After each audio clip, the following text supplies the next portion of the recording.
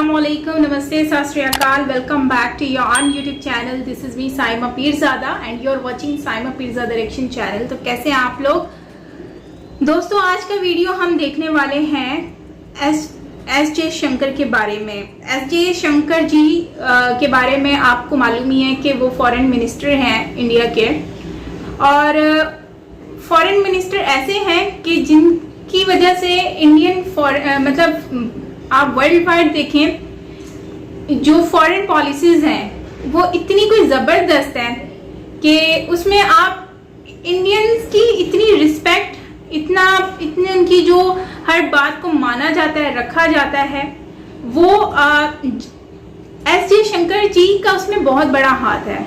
तो ऐसे prime minister मिलना एक बहुत ही बड़ी बात होती है कंट्री के लिए।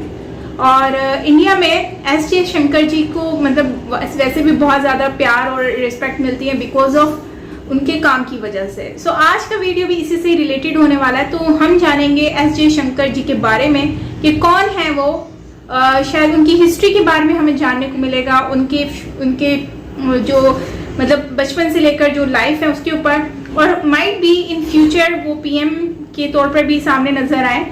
सो इसके बारे में भी कुछ जानेंगे कि क्या किस हद तक ये खबर सच है, क्योंकि मैंने ये खबरें भी सुनी है कि एज अ प्राइम मिनिस्टर भी वो नज़र आएंगे। तो यस, योगी आदित्यनाथ जी का सुना था, उनका नहीं सुना, लेकिन अब अचानक से मैंने ये पढ़ा था तो मतलब मुझे यकीन नहीं हो रहा था। लेकिन आज के इस वीडियो में जानते हैं कुछ उनके बारे में facts. So let's start the video. Original video का लिंक आपको मिल जाएगा नीचे डिस्क्रिप्शन में, सो आप वहाँ से देख सकते हैं। और अगर मेरे चैनल पर न्यू है तो सब्सक्राइब करना बिल्कुल मत भूलिएगा। बेल आइकन को ऑल नोटिफिकेशन पे प्रेस करोगे तो ही आपको मेरी सारी वीडियोस मिलती रहेंगी। So yes, let's start. दोस्तों, इस समय भारत का पूरी दुनिया में एक अलग ही रुतबा देखने को मिलता है, जिसके सबसे बड़े कारणों में देश के प्रधानमंत्री और उनकी विदेश नीति आती है, यानी कि बाकी देशों के साथ किस समय किस तरह से पेश आना है। लेकिन इस रुतबे और नीति के पीछे जो असली चेहरे हैं उसकी तारीफ चीन भी करता है, और माहौल तो यहाँ तक बना हुआ है कि कहा यह जा रहा है कि आने वाले समय में मोदी जी के बाद अगर देश का कोई प्रधानमंत्री बन सकता है तो वो कोई और नहीं बल्कि वही शख्स है जो इस वक्त भारत का विदेश मंत्री है। जी हाँ दोस्तों, हम बात कर रहे हैं एस जयशंकर की, जिनके कारण मोदी सरकार की धाक पूरी दुनिया में बनी हुई है। तो कौन है ये जयशंकर और आखिर क्यों इतने चर्चा में हैं इनके कारनामे, आइए आपको बताते हैं। एक बार आपको और बता दें कि जयशंकर कोई और नहीं बल्कि इस समय के देश के विदेश मंत्री हैं। आज भले ही ये राज्यसभा सांसद हैं, लेकिन उससे पहले इनका कोई पॉलिटिकल बैकग्राउंड नहीं था, और इसके बाद भी वो इतने बड़े मंत्री पद पर कैसे बने हुए हैं, ये सवाल समझना जरूरी है, जिसका अगर एक लाइन में जवाब दें तो ये एस जयशंकर 2014 की सरकार से ही देश के फॉरेन अफेयर्स से जुड़े हुए थे, यानी वो देश के विदेश सचिव थे, जो कि एक सरकारी नौकरी होती है। इन सब की शुरुआत को समझने के लिए आइए जानते हैं जयशंकर की पूरी कहानी। तो आपको बता दें कि एस जयशंकर के परिवार का ताल्लुक तमिलनाडु से है, लेकिन उनका जन्म दिल्ली में हुआ था, जिसके बाद उन्होंने अपनी शुरुआती पढ़ाई एयरफोर्स के स्कूल से की और फिर सेंट स्टीफेंस यानी दिल्ली विश्वविद्यालय के कॉलेज से आगे की पढ़ाई की, और इतनी पढ़ाई की कि जयशंकर ने पॉलिटिकल साइंस से एमए कर लिया, फिर एमफिल और पीएचडी भी किया। अब इतनी पढ़ाई के बाद उस समय जॉब के लिए आपको भटकना नहीं पड़ता था, इसीलिए जयशंकर 1977 में भारतीय विदेश सेवा में शामिल हो गए, जिसके बाद उन्होंने अमेरिका, चीन और चेक गणराज्य में भारतीय राजदूत यानी एम्बेसडर और सिंगापुर में हाई कमिश्नर के रूप में काम किया। इसके बाद 1981 से लेकर 1985 तक वे विदेश मंत्रालय में अंडर सेक्रेटरी रहे। 1985 से 1988 के बीच वे अमेरिका में भारत के पहले सचिव रहे, और इसके बाद श्रीलंका में जब लिट्टे के खिलाफ विरोध चल रहा था तब पीस मेंटेनेंस करने के लिए उन्हें ही भेजा गया था। इसके बाद जब वे भारत लौटे तो पूर्वी यूरोप के मामलों को देखते रहे। 1996 से 2000 तक टोक्यो चले गए, और फिर आखिरकार दुनिया भर की भागदौड़ करने के बाद वो भारत लौटे और 3 साल तक विदेश मंत्रालय में अमेरिकी विभाग देखते रहे। 2007 में उन्हें बतौर इंडियन हाई कमिश्नर सिंगापुर भेजा गया। फिर 2009 से 2013 तक वह चीन में भारत के राजदूत रहे। इस तरह से आप देख सकते हैं कि जयशंकर ने दुनिया के लगभग हर उस देश में रहकर काम किया जिसकी आज ग्लोबल डोमिनेंस है, इसीलिए ये सारे देश जयशंकर को बहुत अच्छे से जानते हैं।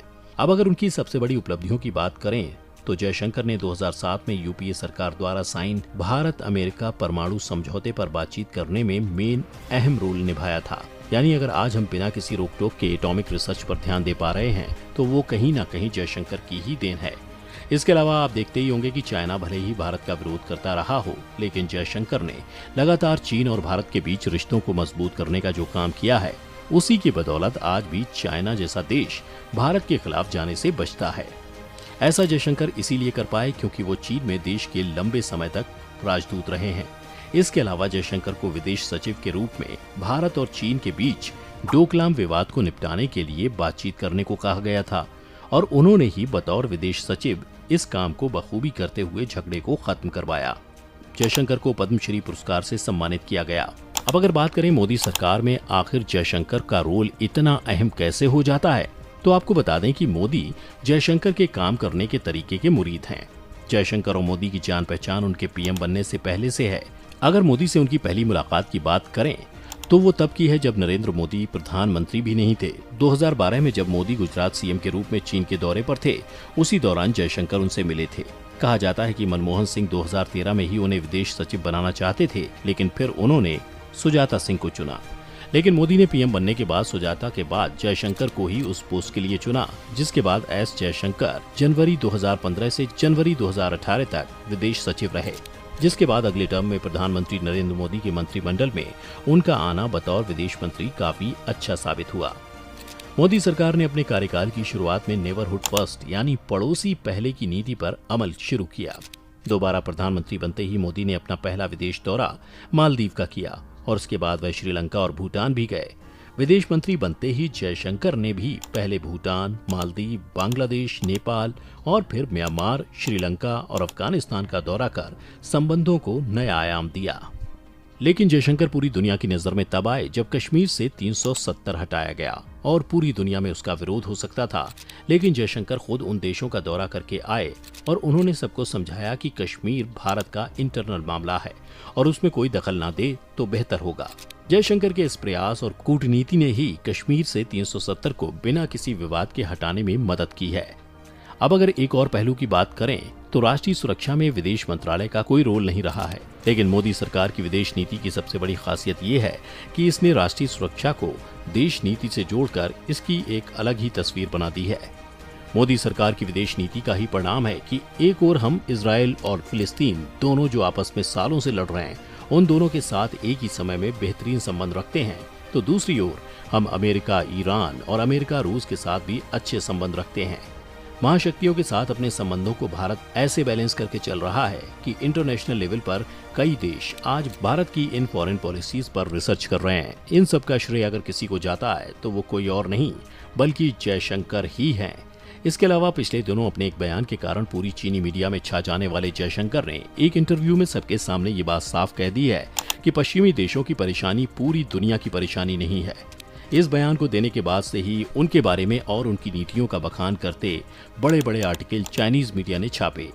अपने इसी क्लियर और अटैकिंग रवैये के कारण आज जयशंकर ने अपने दम पर भारत को पूरी दुनिया में फ्रंट फुट पर लाकर खड़ा कर दिया है, जिसका एग्जाम्पल ये है कि जिस पोखरण को पूरा करने के लिए पूरी दुनिया से छुप के एक मिशन के तौर पर इसे पूरा किया गया, आज वही भारत पाकिस्तानी इलाके में मिसाइल दाग देता है और पूरी दुनिया उसे कुछ नहीं कह पाती है। भले ही वो एक मिसाइल टेस्टिंग ही क्यों नहीं थी, लेकिन इस बात से आप समझ सकते हैं कि आज भारत को किसी दूसरे देश का डर नहीं है। यही कारण है कि आज इस बात पर चर्चा की जा रही है कि आने वाले सालों में अगर देश को जयशंकर जैसा प्रधानमंत्री मिल जाता है तो शायद भारत की तस्वीर और भी बदल जाए। आपका इस बारे में क्या कहना है, हमें कमेंट करके बताइए। साथ ही इस वीडियो को लाइक और शेयर करना ना भूलें और चैनल को सब्सक्राइब कर लें। हमारा आज का वीडियो है जिसमें एस जयशंकर जी के बारे में एक्सप्लेन किया गया है, उनके बचपन से लेकर अब तक की कैरियर के बारे में कि किस तरह से उन्होंने अपनी एजुकेशन हासिल की और क्या एजुकेशन हासिल की, फिर उसके बाद वो कहाँ पर पैदा हुए। एंड आज इस वीडियो में मुझे पता चला कि एस जयशंकर जो हैं वो बेसिकली तमिलनाडु से हैं, तो विच मीन इज दैट कि ही इज तमिल, तो आई थिंक तमिल ही है ना। तो खैर तमिलनाडु के लोग भी इतने टैलेंटेड होते हैं, वाकई में ही होते हैं, इतने नहीं बल्कि हैं टैलेंटेड हैं, लेकिन एस जयशंकर जी ने उनका नाम रोशन कर दिया है। और दूसरी बात ये है कि ये जो तमिलनाडु का हमने अभी मतलब कि वो वहाँ पर पैदा हुए हैं, उन्होंने अपना जो कैरियर किस तरह से वो लेकर अपने आप को चले हैं, एजुकेशन A to Z। लेकिन अगर हम फॉरेन पॉलिसीज़ की बात करें तो यार नो डाउट उनकी फॉरेन पॉलिसीज़ बहुत अच्छी होती हैं, इंडिया को वो रिप्रेजेंट बहुत अच्छे से करते हैं। और अभी रिसेंटली उनकी काफ़ी सारे ऐसे स्टेटमेंट्स भी सुनने को मिले जिसको कभी भी कोई कोई भी कंट्री जो है वो उसको मतलब रद्द नहीं कर सकी, रिजेक्ट नहीं कर सकी है।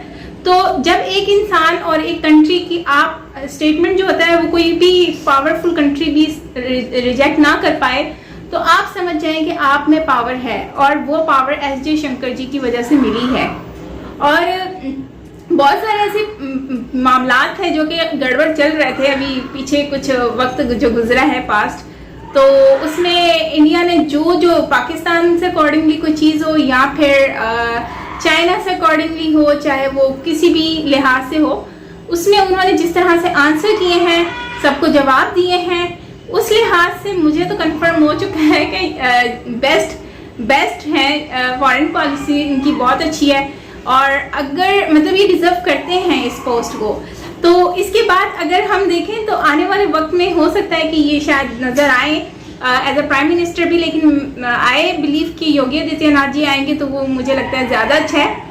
और एस जयशंकर जी की ये पोस्ट बहुत अच्छी है, तो इनके लिहाज से मतलब जिस तरह से वो कर रहे हैं। और दूसरा मैंने ये देखा है कि ये मतलब हमेशा अपनी पोस्ट के साथ बहुत ज़्यादा सिंसियर रहते हैं, अपने काम के साथ बहुत ज़्यादा सिंसियर रहते हैं। और शायद यही रीज़न है कि आज जो है वो इनको इतनी रिस्पेक्ट मिली है, इतना प्यार मिला है, और जो है वो सबके साथ मिलजुल कर जो है वो अपनी कंट्री के साथ बहुत ज़्यादा लॉयल भी हैं। और इसी तरह से और भी इंडियंस हैं जिन्होंने नाम रोशन किया है, लेकिन एस जयशंकर जी का नाम जो है वो मतलब कि काफ़ी इंडिया में जाना माना नाम है। योगी आदित्यनाथ जी हो गए, अमित शाह जी हो गए, और आजकल अमित शाह जी थोड़ा सा गायब रहते हैं, लेकिन अमित शाह जी हो गए, योगी आदित्यनाथ जी हो गए, नरेंद्र मोदी जी एंड एस जयशंकर जी, इनके बारे में तो मेरे जहन में नाम रट्टे हुए हैं, क्योंकि इनके बारे में इतना सुना है यार, इतना सुना है कि आप देखो कि हमें इनके बारे में पता चल गया है कि बीजेपी गवर्नमेंट में कौन कौन है।